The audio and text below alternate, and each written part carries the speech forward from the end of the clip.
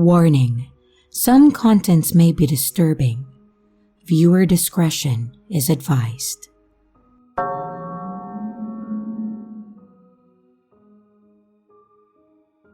For context, I'm a 36-year-old woman, and I would like to keep my identity anonymous. I didn't tell anyone right away about my experience because I didn't want to admit how quickly my life shrank again. I had been divorced for a little over a year. The paperwork was finalized, the house sold, and the routine separated cleanly on paper. People like to say that leaving is the hard part, but for me, the hard part was believing it was actually over. I thought time would dull everything. I thought distance would do the rest.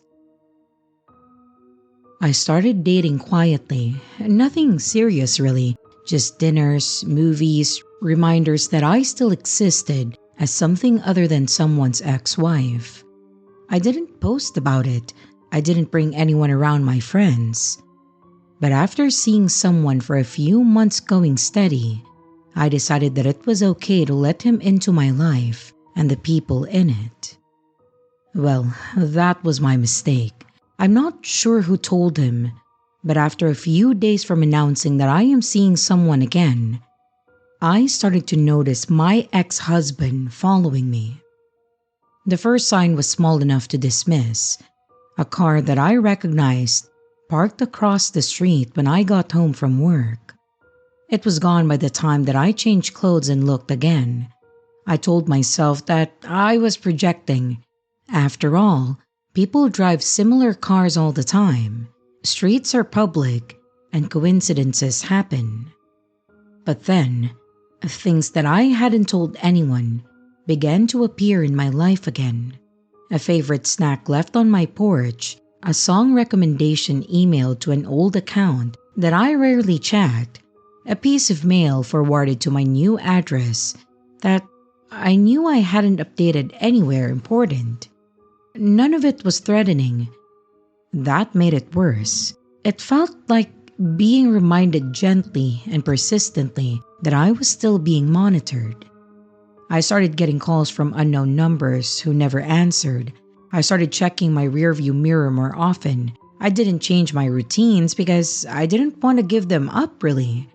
I had spent too many years compromising who I am, so I refused to do so anymore, regardless of what's going on. The first time I was sure that it was my ex-husband was when I noticed the trash. I had gone on a date the night before, nothing dramatic, just a nice evening dinner that left me smiling on the drive home. The next morning, my trash bin was open. The bags were pulled apart. I stood there longer than I should have, staring at a broken bottle of beer.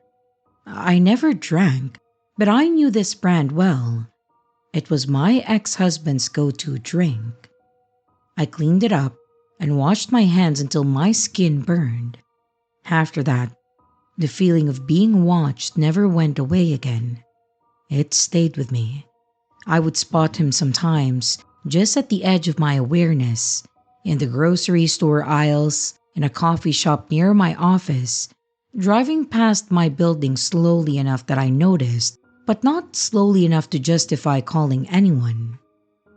He never did approach me. He never crossed the line that would make him undeniable.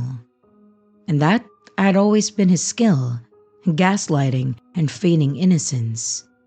My friends told me that I was overthinking, that divorce can make people paranoid, that I was finally moving on and my mind was playing tricks on me. And I believed them. And for a while, I refused to give up my routine.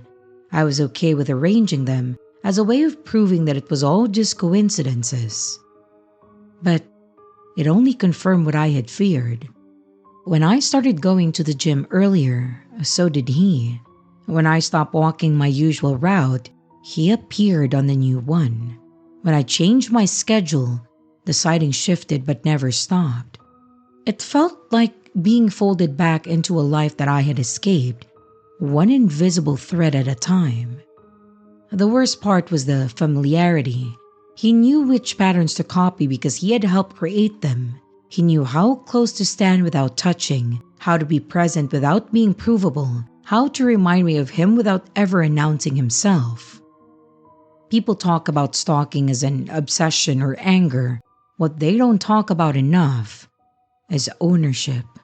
The way it lingers even after you think you've been legally and emotionally freed. The way someone can decide that your independence is a betrayal rather than a boundary. I don't know if he's still watching me. Some days I convince myself that it stopped. Other days I catch a familiar car in my peripheral vision and I feel my chest tighten all over again. I've learned how quiet fear can be, how it doesn't always scream or run. Sometimes it just rearranges your life slowly until the space you occupy feels smaller than it used to. I stopped dating for now. I can't be with anyone else right now until I'm sure that I can be free of him. I left him once, and I'm still trying to believe that this means something. I'm not sure how to approach this though. Should I confront him directly? Should I report it to the police? But what should I tell them? Should I try contacting my lawyer? I'm not sure which route to choose. If you have any suggestions, please, I would really appreciate it. And everybody, please stay safe.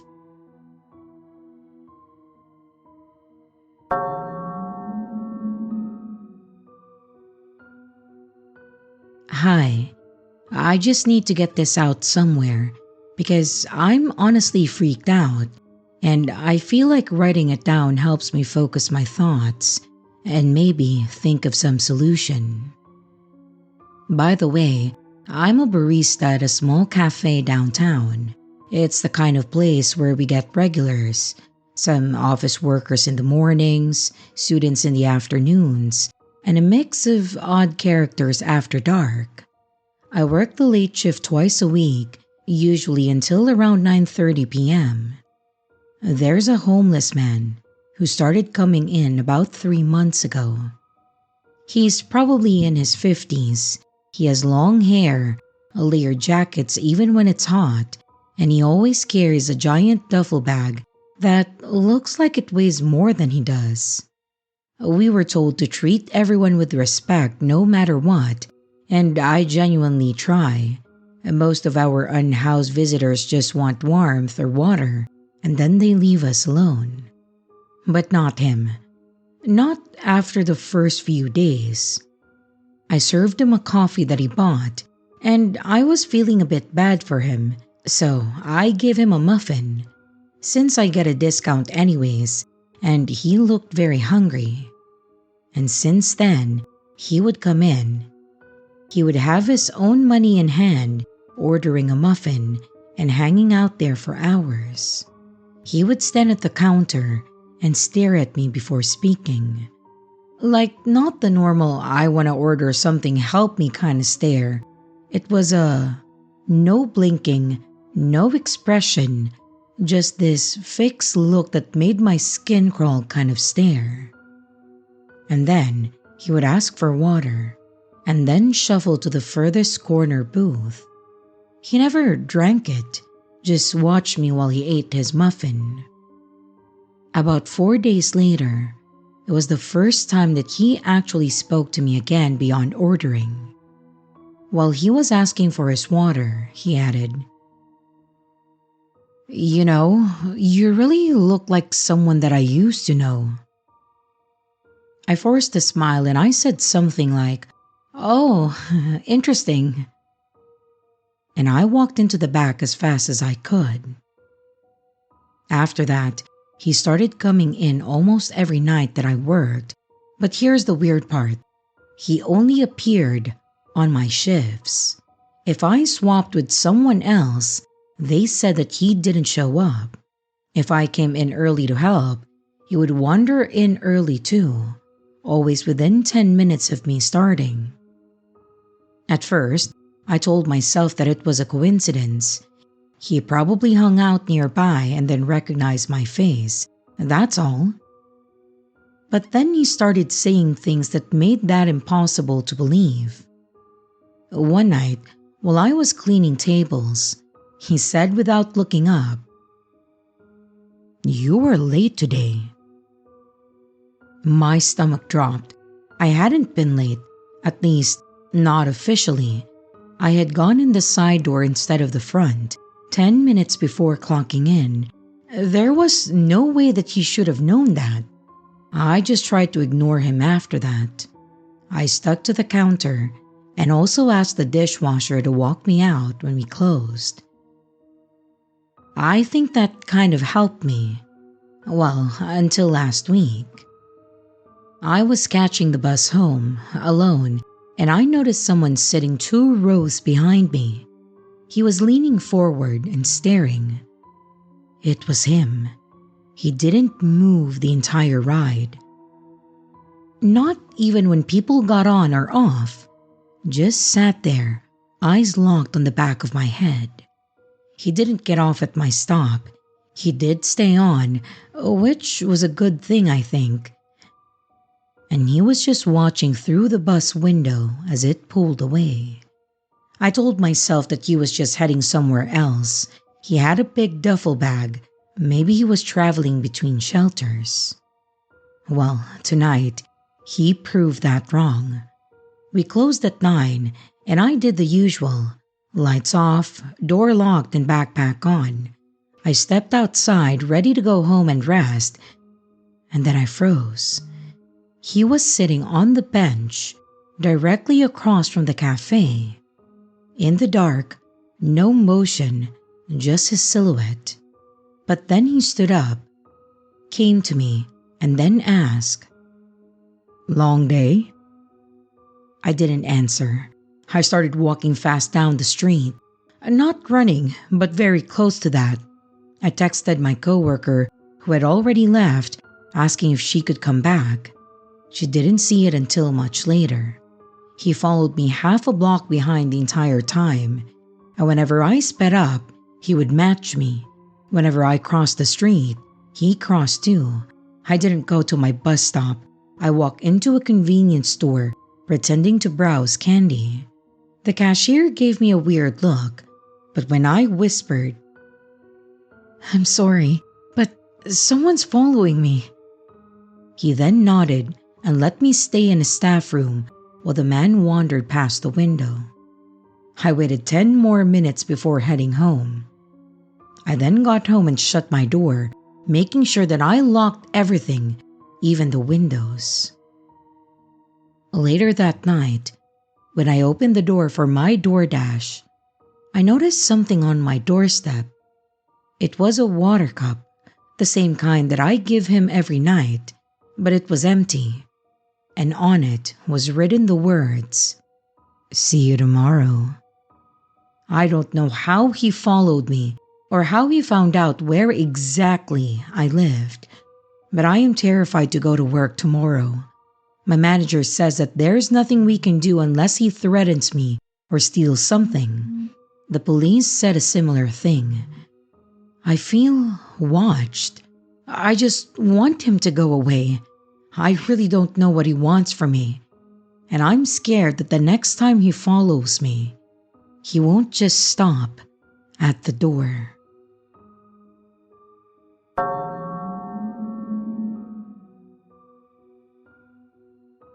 This happened when I was 13 or 14 and I was in middle school. The school was about 10 minutes away by car. My parents worked out an arrangement with our neighbor, Jake, who was the same year as me. I think Jake was a normal kid. Our friend groups didn't overlap, so we didn't really see each other at school aside from carpooling. I don't remember the exact arrangement, but basically, my parents would drop us both off at school together, and Jake's mom would pick us up. Jake was usually pretty quiet in the car. His mom was really chatty, and I had no issue with that. She always wanted to know what was going on at school. I wasn't going to share all the gossip with her, but I told her general things, like how we had a spring play, how there was a science fair, and etc. I would have about 10 minutes of conversation with her, then we would get back to the apartment complex where we lived. One day, things got weird. Jake was sitting in the back seat that day, and I was sitting in the front seat. His mom said, "I think you and Jake would make such a cute couple. You should be his girlfriend." I didn't know what to say to that. I think I mumbled something like, I don't know about that. And I stared out the window, trying to act like it wasn't happening. Why was she bringing this up? She didn't really know me, and I barely even knew Jake. I didn't say anything more in the car. I remember just feeling a really weird awkwardness in the air. I didn't even turn to make eye contact with Jake. I figured that he was probably just as uncomfortable as I was. When my parents came home that evening, I told them. My mom and dad kind of shrugged. This hadn't been a serious violation. It wasn't as if Jake's mom had hit me or anything like that. But my parents said that I shouldn't carpool with Jake anymore.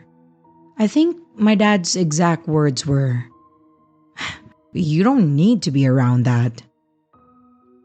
I didn't want to tell anyone at school about this. This wasn't Jake's fault, you know. I didn't want to make him feel bad or embarrassed by saying anything to him or go around telling people about this. I kept quiet on this, and I just stopped carpooling with him. But I didn't tell anyone at school or anyone else. I barely saw Jake at school, and we just walked past each other when I did. But that wasn't the end of it. After that, Jake's mom started showing up in places where I would be. I used to go to the park on Saturdays to play frisbee. Now, I would see Jake's mom there. She would smile at me. She caught on to how I went there Saturday mornings. And now, she'd come every Saturday morning too. I had previously never seen her there. There were other examples like that. Also, Jake's mom showed up to the salon that I went to. I had never seen her there before, but I saw her twice the same month after we stopped carpooling. Maybe this was all a coincidence, but I know that it wasn't. One day, she came up to me at the library and said something like, "Oh, it's so nice to see you here. I bet Jake would love it if you came over to visit sometime soon. You two should hang out more." I didn't know what to say. All I could do was give this awkward smile and mumble something like, yeah, sure, maybe." Eventually, I had to tell my parents about this, and they had a talk with Jake's mom and then told her to leave me alone. And that was the end of it, as far as I know. It was just a really weird situation, and from that point onward, we'd almost never see each other. I hope that means that she stopped paying attention to me.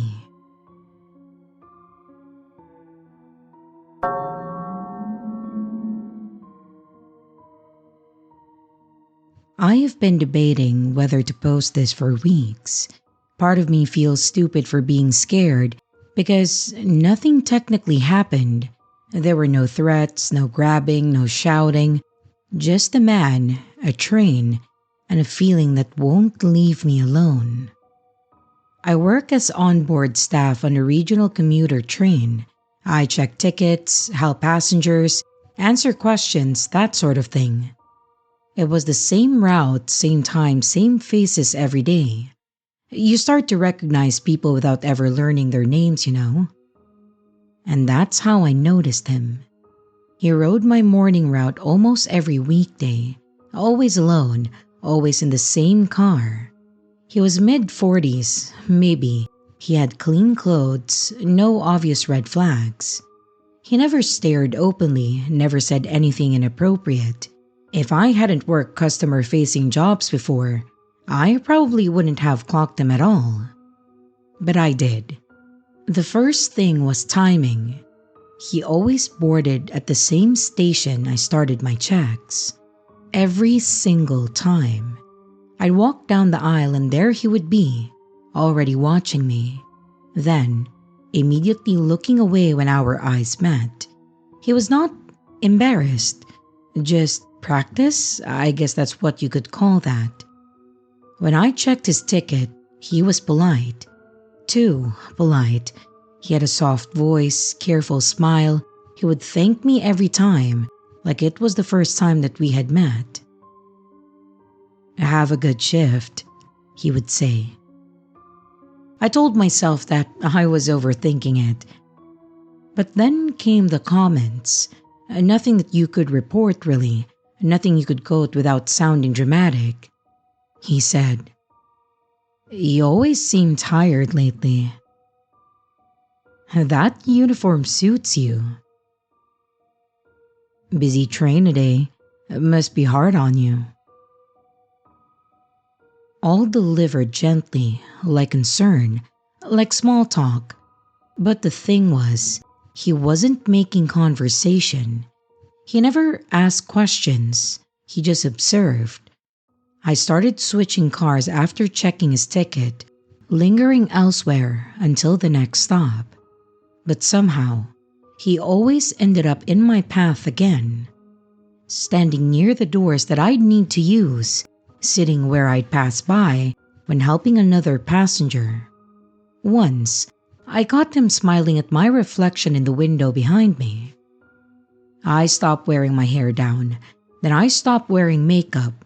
I told myself that it was comfort. I told myself that it didn't matter. It mattered. The first time I felt real fear was when he used my name. I wear a name badge. It's part of the uniform.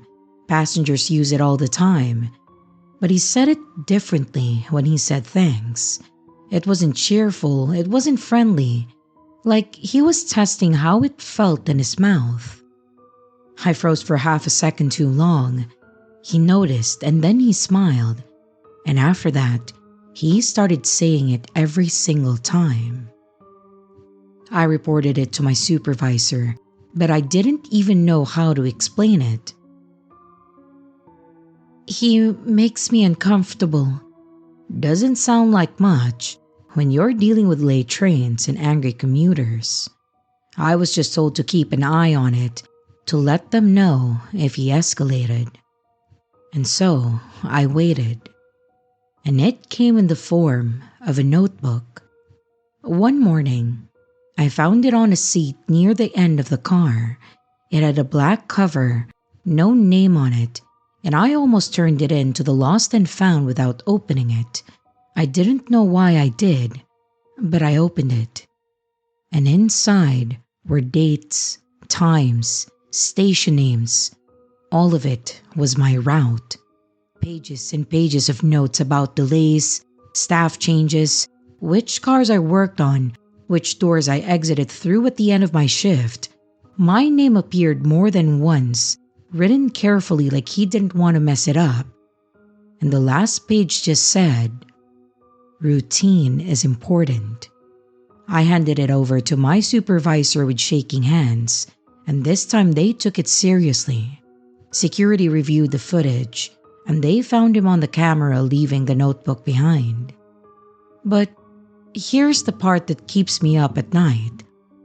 They couldn't find anything illegal in it. There were no threats, no explicit plans, just observations. He was banned from that specific route, and I took a week off anyway. When I came back, I was assigned a different line, different times with different passengers, and I tried to relax and I told myself that it was over. 2 weeks later, as I was stepping off the train at the end of my shift, someone walked past me and said softly, "Your new route suits you." I didn't see his face. I didn't need to. I reported it again. Security searched footage, and this time they couldn't find him at all. No camera caught him saying it, and no camera caught him leaving. But now, every time a passenger thanks me by name, every time someone stands too close without touching, and every time that I feel eyes on me when the train goes dark between stations, I remember that notebook. Routine is important. And I don't know whose routine I'm still part of.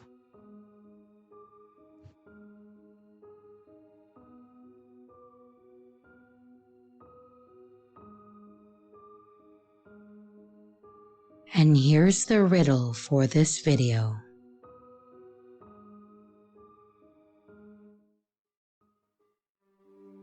Hey everyone, this is your creepy sister. Thank you so much for watching the video. I do hope you enjoyed it. Also, don't forget to leave a like and a comment. It really helps the channel out. A big shout out to both my channel members and Patreon members. Thank you so much for taking your support to the next level. You guys are great. And again, to everyone, stay scared because your fear feeds me.